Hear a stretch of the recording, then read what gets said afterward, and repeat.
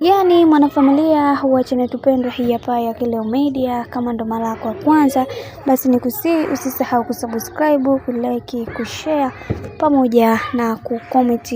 Bwana Esma amuomba msamaha Zuchu kwa makosa ambayo aliweza kumfanyia, na kisha akamwambia kwamba mimi ni binadamu na sijakamilika, hivyo nahitaji kuweza kupata msamaha wako katika kila hatua ambayo nimekuwa nikipitia.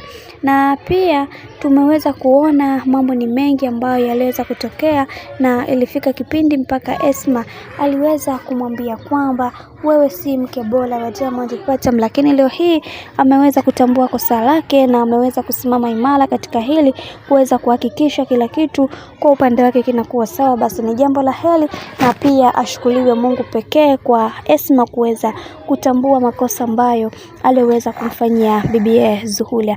Na kwa upande wa bibie Zuchu, yeye tumeweza kuona ameweza kukunjua moyo wake na kusema kwamba katika kila jambo linatokea hapa duniani, kwa sababu huwezi jua kwa namna kwa wakati huo ulikuwa unanionaje au ulikuwa unanichukuliaje, lakini yote ya yote mimi namshukuru Mwenyezi Mungu katika kila hatua ambayo ninayoipiga, na pia binafsi nitapambana kuweza kuhakikisha kila kitu kinakuwa sawa katika upande wangu, kwa sababu najivunia mimi kuwa mwanafamilia wa Diamond Platnumz na najivunia kuwa mke wa Diamond Platnumz. Sasa kwa hii kauli ambayo aliweza kuzungumza bibia Zuchu, watu wengi wameweza kuipenda na wakasema kwamba Zuchu ni mwanamke na nusu na anajua kusamehe, kwani anajua hakuna binadamu ambaye aliyekamilika, hivyo tupaswa kuweza kuhakikisha kila kitu kinakuwa katika misingi na mikakati iliyo bora.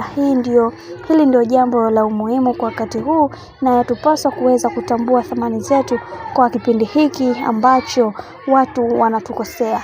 Sasa kumekuwa na mambo mengi ambayo yanaendelea katika hii familia. Tumeweza kuona sherehe za hapa na pale kuhusiana na bibie Zuchu kukaribishwa na kuvunja ule ukimya wa watu wanaosema kwamba Mama Dangote hampendi bibie Zuhura, na leo hii mama huyu ameweza kuonesha ni namna gani ambavyo anamkubali na kumpenda na bibie Zuchu. Aibu kwa wale wote ambao waliokuwa wanazungumza kwamba Zuchu hapendi kabisa na Mama Dangote, lakini mwisho wa yote Mama Dangote ameweza kuonesha uhalisia wake na kufunguka kwamba yeye ni moja kati ya mwanamke ambaye ana mapenzi ya dhati kwa bibie Zuchu. Bwana, mambo ndo kama hivyo ambavyo unavyozidi kuona. Mimi naomba nikusiki kitu kimoja, kama ndo mara kwa kwanza, basi usisahau kusubscribe, kulike, kushare pamoja na kucomment, kwani ukifanya hivyo utakuwa umejiweka katika nafasi nzuri ya wewe kuweza kuenjoy na kufurahi pia.